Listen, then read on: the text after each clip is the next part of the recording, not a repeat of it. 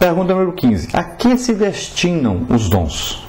Então, os dons não se destinam à realização individual ou manipulação, seja do que for, mas servem para o desenvolvimento, crescimento, amadurecimento e edificação do corpo de Cristo. Os dons não podem ser usados como benefício próprio. Os dons são operações, manifestações do Espírito Santo para o que Ele quer, para o que agrada a Deus.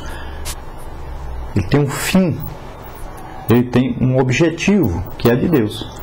E esse objetivo é sempre para desenvolvimento, crescimento, amadurecimento, edificação do corpo de Cristo, para melhoria da qualidade de vida da igreja e também para aí servir como armas na evangelização.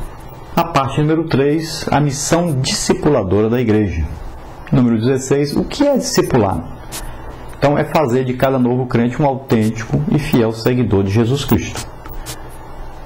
Então discipular, o que falta muito na igreja. Às vezes nós ganhamos muitas almas, mas não discipulamos. Às vezes a pessoa diz, eu ganhei 100 almas esse ano. Sim, mas onde estão essas 100 almas? Aí ele apresenta 1, 2, 3. O que aconteceu com o resto? Faltou o discipulado, faltou o ensino, faltou ajuda, faltou ali o companheirismo, faltou ali pegar e conduzir realmente essa pessoa ao batismo nas águas, a participar dos cultos, a participar da obra de Deus, ganhando outras almas. Faltou isso. Número 17, como se dá o crescimento qualitativo na igreja? Então existe o crescimento quantitativo, quantidade de pessoas, e existe o qualitativo, que se dá então pelo discipulado, que é exatamente isso, ajudar a pessoa no seu crescimento diário, incentivar a leitura bíblica. Se a pessoa não lê a Bíblia, arrumar alguém para ler a Bíblia para essa pessoa. Às vezes uma pessoa de idade, arruma ali um neto, uma neta que vai ali ler a Bíblia para ele. Se a pessoa tem problema de audição, né, você vai procurar então de toda maneira fazer com que ele possa absorver essa palavra de Deus. Ele tem que entender essa palavra precisa penetrar no seu íntimo, e ele precisa ouvir toda vez que puder, ouvir essa palavra, aprender essa palavra. E no caso daqueles que têm essa deficiência auditiva, então deve haver na igreja alguém que possa, com a língua dos sinais, ajudar essa pessoa a conhecer Deus, a absorver a palavra de Deus no fundo do seu coração. Então o discipulado é o envolvimento da pessoa na igreja, tanto nos cultos como na obra de salvação, nessa evangelização. É muito importante que as pessoas sejam envolvidas na igreja.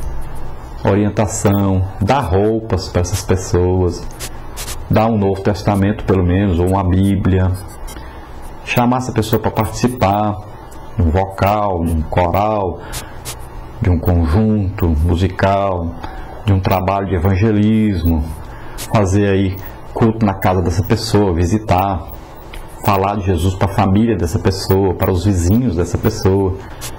Então existem aí muitos tipos de trabalhos onde essa pessoa deverá então ser envolvida para que essa pessoa cresça, tanto espiritualmente como emocionalmente, né?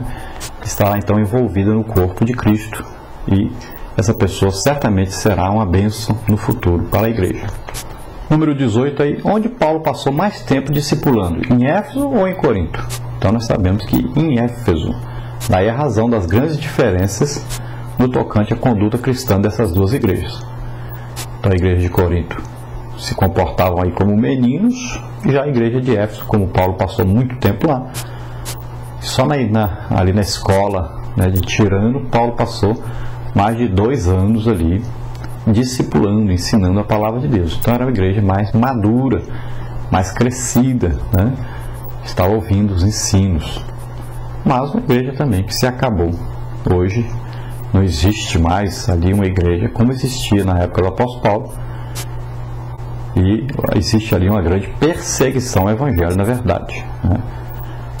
Já Corinto era como meninos, mas depois se tornaram maduros e, com os dons do Espírito Santo em operação, cresceram, se fortificaram e ficaram até numa posição histórica melhor do que a cidade de Éfeso.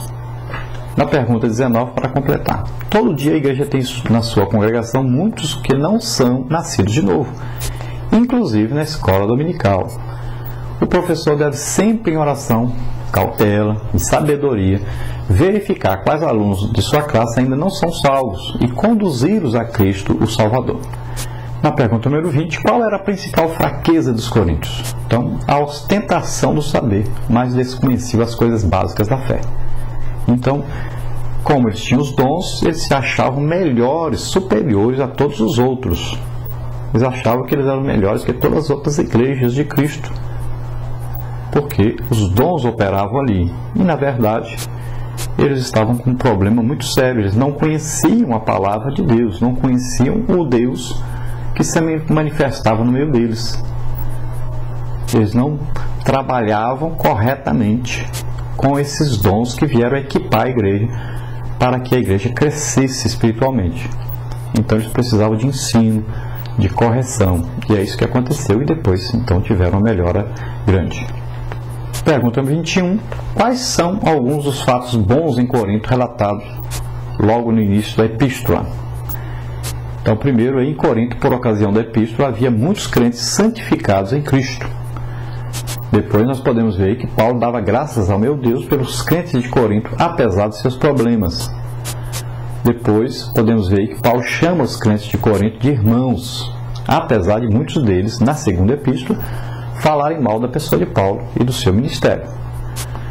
Os crentes de Corinto, de um modo geral, com suas fraquezas, defeitos, falhas e pecados, pertenciam a Cristo porque foram salvos por Ele. E depois nós podemos ver que os crentes de Corinto melhoraram à medida que o apóstolo e pai na fé, Paulo, os admoestava biblicamente. Paulo lhes escreveu outros tratados ou outras cartas. Então esse é o resultado do ensino da palavra de Deus, da advertência, da disciplina. Eles cresceram na fé, apesar de terem tido vários problemas, eles cresceram. Depois, na conclusão, nós vamos ver aí, para completar, o fervor religioso sem maturidade espiritual pode gerar divisões, tal como ocorria entre os profetas na igreja de Corinto.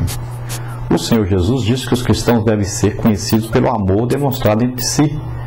O amor é a principal característica e marca de uma igreja espiritualmente madura e sadia. Então sempre o amor é o mais importante. O amor, primeiro, a Deus e, em segundo lugar, para com os irmãos e, em terceiro lugar, para com todas as pessoas que existem. Então deve haver essa união, e essa união só vem pelo amor que é derramado em nossos corações pelo Espírito Santo.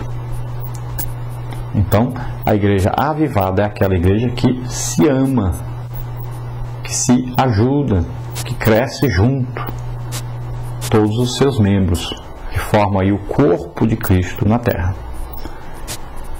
Nós estamos encerrando então essa primeira lição, e durante o trimestre nós vamos ver aí mais detalhadamente cada um desses assuntos. Nós teremos aí na lição 2 a superioridade da mensagem da cruz, na lição 3 partidarismo da igreja, lição 4 despenseiros dos mistérios de Deus, lição 5 a imoralidade em Corinto, lição 6 demandas judiciais entre os irmãos, lição 7 considerações acerca do casamento, lição 8 coisas sacrificadas aos ídolos, lição 9 a importância da Santa Ceia, lição 10 os dons espirituais, lição 11 a ressurreição de Cristo, lição 12, ajuda aos necessitados. Lição 13, amor, a virtude suprema. Então, todas as lições trarão mais detalhes aí dentro desses assuntos que nós falamos. Vamos orar nesse momento. Se você deseja aceitar Jesus como Senhor e Salvador, é sua oportunidade. Se você está doente, enfermo, é sua oportunidade de ser curado, de ser liberto, em nome de Jesus. Vamos orar. Pai, em nome de Jesus, te apresentamos essas vidas que neste momento se arrependem de seus pecados e confessam a Jesus Cristo como único Senhor e Salvador de suas vidas. Abençoa o Senhor, escreve seus nomes no livro da vida, guarda os livros de todo mal, dá a eles crescimento espiritual, crescimento na Tua Palavra. Pai querido, Em nome de Jesus, te apresento os que estão enfermos, doentes. Em nome de Jesus, eu repreendo toda enfermidade sobre essas vidas e ministro a tua cura. Em nome de Jesus. Oh, Rei grande, amor, me halam de confortar-me, nação. Pai, que o teu grande amor e tua misericórdia conforte os corações, que eles cresçam, Senhor, na graça e no teu conhecimento. Em nome de Jesus te agradecemos. Amém.